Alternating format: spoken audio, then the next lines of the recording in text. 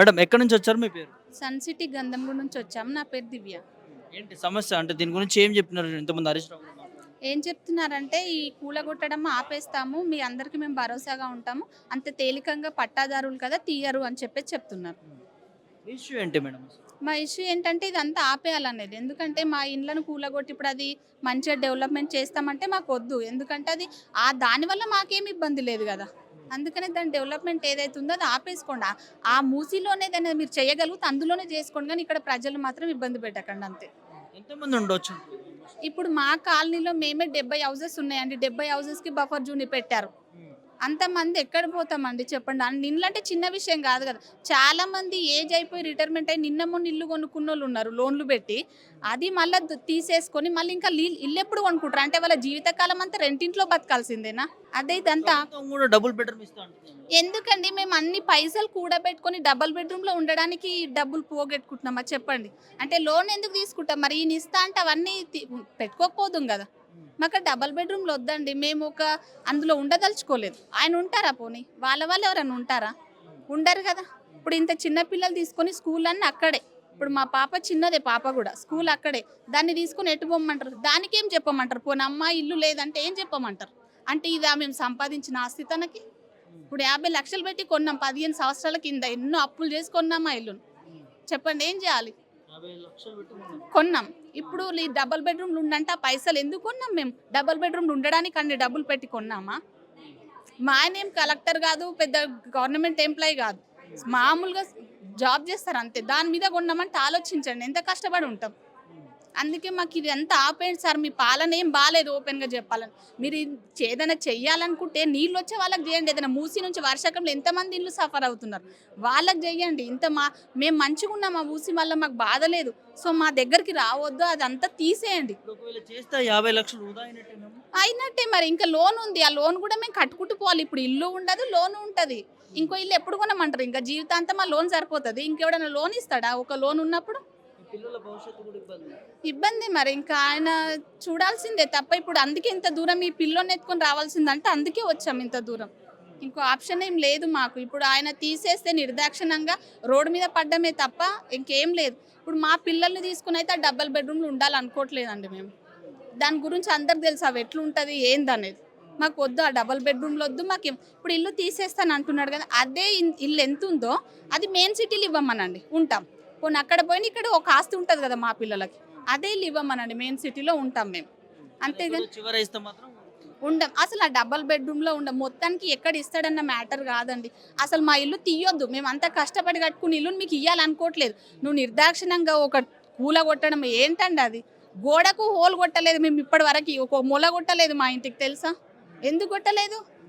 నువ్వు ఇట్లా కూల కొడితే ఎట్లా తట్టుకుంటాం? ప్రభుత్వం నుంచేమో అక్రమంగా నిర్మించిన వాటిని ఖచ్చితంగా అదే ఇదంతా ఏంటో మాకు అర్థం అవ్వట్లేదు. ఒకసారి వచ్చి చూడండి. అక్రమంగా ఏంది అక్రమంగా? ఇప్పుడు అన్ని పేపర్స్ ఉంటేనే కదా రిజిస్ట్రేషన్ అయ్యింది.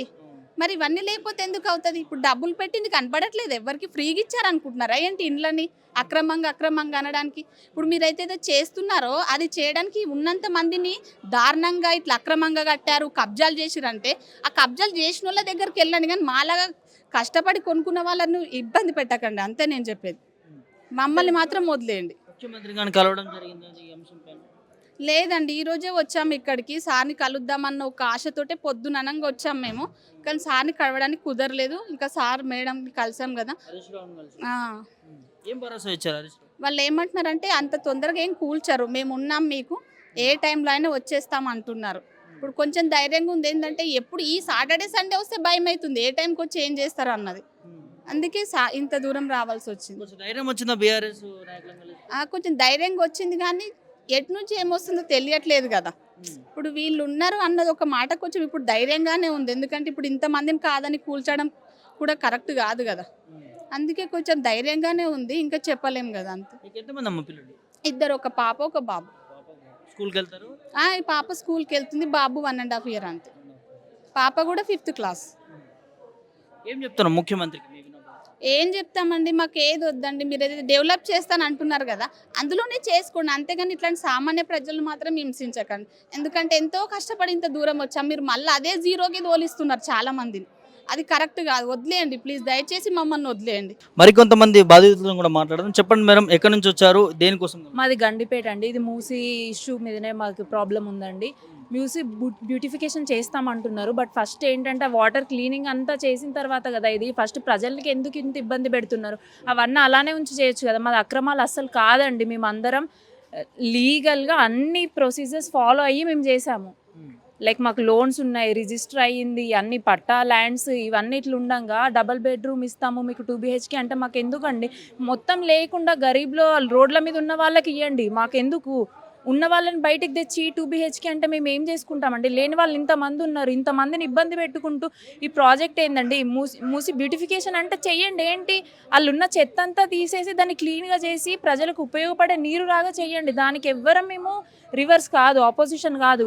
గవర్నమెంట్కి చెప్పేది ఏంటంటే ఫస్ట్ మా బాధను అర్థం చేసుకోండి. జీవితాంతం మేము కష్టపడాలి. ఇప్పుడు ఇల్లు పోయినా కూడా నాకు ఇంకో 60 లక్షల లోన్ ఉందండి. 30 సంవత్సరాలు కట్టాలంట. ఇల్లు లేకుండా నేను లోన్ ఎట్లా కడతాము మేము? మా బాధ ఎవరికి చెప్పుకోవాలి? చిన్న పిల్లల్ని వదిలేసి నేను ఇక్కడికి వచ్చిన 2 సంవత్సరాలు ఇంకా కాలేదు, పిల్లలు ఇద్దరు ట్విన్స్ వదిలేసి వచ్చిన నేను. ఎవరికి బాధ ఎవరికి చెప్పుకోవాలి? ఎవరు వినేలాగా లేరు, విన్నా ఆగేలాగా లేరు. మేము ఏం చెయ్యాలి? ఇదండి మా పరిస్థితి. పునరావాసం కింద అదే డబుల్ బెడ్రూమ్ కూడా ఇస్తా అంటుంది. అదే అండి, డబుల్ బెడ్రూమ్ ఇస్తే మేము ఏం చేయాలి? ఇప్పుడు మేము పిల్లలకి నాకు ఏ ప్రాపర్టీ లేదండి. జాబులు ఇద్దరం కష్టపడుకుంటూ చేసుకుంటూ చిన్న చిన్నవి చేసుకుంటూ కొద్దిగా ఇన్వెస్ట్మెంట్ ఉంటే ఇచ్చేసి మిగిలిందంతా లోన్ పెట్టుకున్నాము. ఇప్పుడు ఏంటి వాళ్ళ ఇల్లు పిల్లలకి జీవితాంతం ఉంటుంది, ఒక అసెట్ లాగా. అది తప్ప ఏం లేదు. ఇప్పుడు అది కూడా కూల్చేస్తే ఏంటి? మళ్ళీ సున్నాలో కాదు మేము వచ్చేది, మైనస్లోకి వెళ్ళిపోవాలి. 30 సంవత్సరాల లోన్ మా జీవితం మొత్తం ఇందులోకే అయిపోతుంది. కట్టడానికి ఇల్లు లేకుండా మేము కట్టాలి లోన్. అదండి మా బాధ. ఎందుకు కేటీఆర్ కలవడానికి వచ్చారు? అవునండి, కలిసి కనీసం మా బాధ మేము చెప్పుకోవడానికి వచ్చామండి. ఎవరు రాలేదు, మేమే కనీసం చెప్పుకుందామని వచ్చాము. చెప్పండి మేడం, ఏమంటారు? మేము గండిపేట మూసి బ్యూటిఫికేషన్ సుందరీకరణ బాధితులం అండి.